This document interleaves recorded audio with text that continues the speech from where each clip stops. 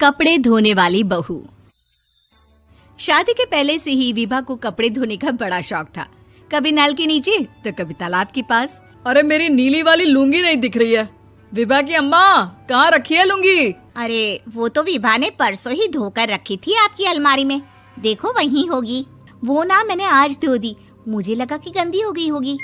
अरे कैसे गंदी हो गई थी? उसे तो मैंने पहना भी नहीं। हे भगवान, इस लड़की के कपड़े धोने की आदत से परेशान हो गया हूँ मैं।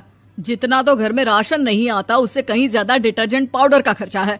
इसकी शादी करवा दो, शादी जाए अपने घर में ही करे काम, फिर चाहे घर के कपड़े धोने हो या पूरे गांव के। हाँ ठीक बोल रही हो, देखता हूँ मैं कोई लड़का। वो दिन भी आ जाता है जब विभा को देखने लड़के वाले आ जाते हैं। लड़की मुझे अच्छी लगी। होने वाली सास कहती है, बेटी अगर कुछ पूछना है तो पूछ लो। वैसे तो हमारी लड़की बहुत ही शर्मीली है, जो बोल दो वो मान लेती है, इसे क्या पूछना होगा। अरे कैसी बात कर रही हो माँ, मुझे इन लोगों के घर रहना है, सवाल तो कई है। हाँ हाँ बेटा, पूछ लो ना, क्या पूछना है। आप लोगों के घर कपड़े कौन धोता है?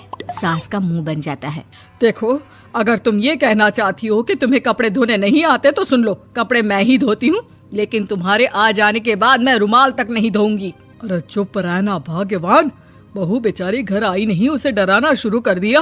वो क्या है ना बिटिया, अभी तक तो ये कल्लू की माँ ही धोती थी, लेकिन अब तुम्हारे पापा तो दहेज में वॉशिंग मशीन देंगे ही।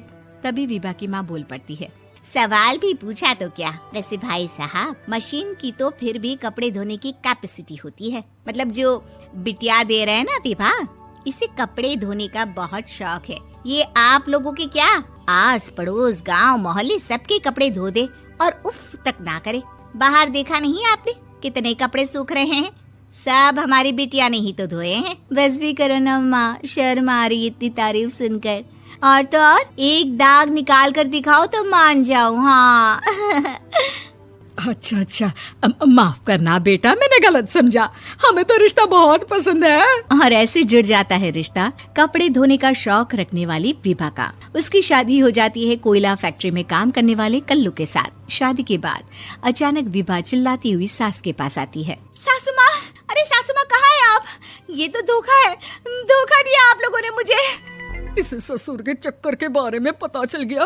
अरे तो उसमें तुझे क्यों धोखा मिला है? अरे नल में पानी नहीं आता, कपड़े कैसे कब धुलेंगे? अच्छा अच्छा, तू पानी नहीं आ रहा उसकी बात कर रही है। तो आपने क्या सोचा? कुछ नहीं। अच्छा हाँ, तेरी माँ ने कहा था कि कपड़े धोने का शौक है, तुझे याद आया मुझे। शौक शौक बोलकर कपड़े धोने वाले मेरे जुनून को कम ना आके सासू माँ, कपड़ा धोना मेरा गुरूर है। तभी पति भी वहाँ आ जाता है। अभी अभी मैंने इसे सनी देओल की फिल्म दिखाई है, उसी के डायलॉग मार रही है माँ। अच्छा सुन, साफ साफ बता रही हूँ, पानी सुबह 4 से 6 और शाम को 10 से 12 आता है, समझी? विभा टाइमिंग सुनकर हैरान हो जाती है।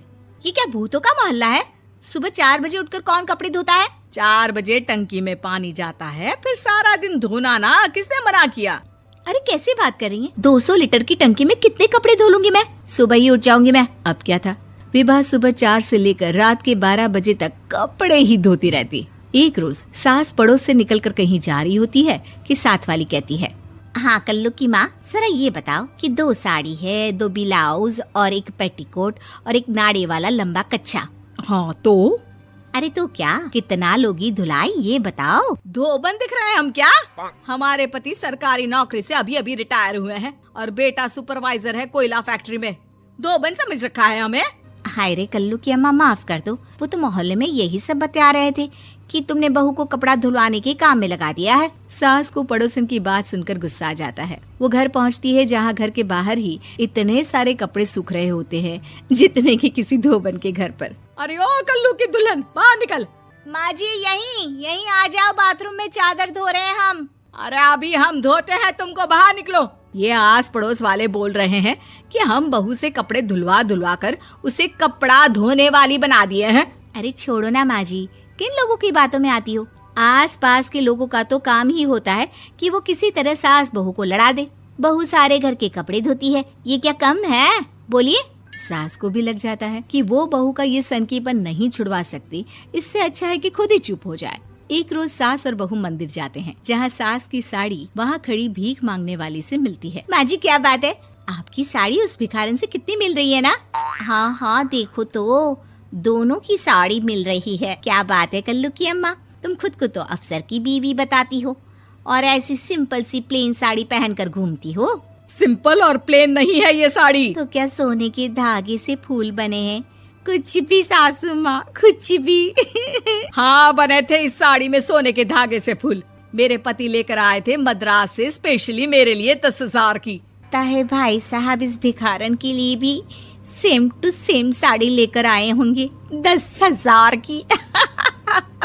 सास उस वक्त तो कुछ नहीं कहती, लेकिन बहू के साथ घर आती है और अलमारी से एल्बम निकाल कर लाती है। ये साड़ी देख रही है, ये वही साड़ी है जिसे मैंने अभी पहना था।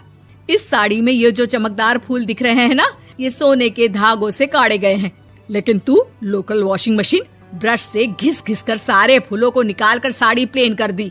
मुझे माफ कर दीजिए सासू माँ। और तो और, जब मैंने तुझे तेरी गलती के लिए कुछ नहीं कहा, लेकिन तूने तो सबके सामने मेरा मजाक ही बना दिया। क्यों? बहू को समझ में आ जाता है कि अब से उसका कपड़े धोना बंद।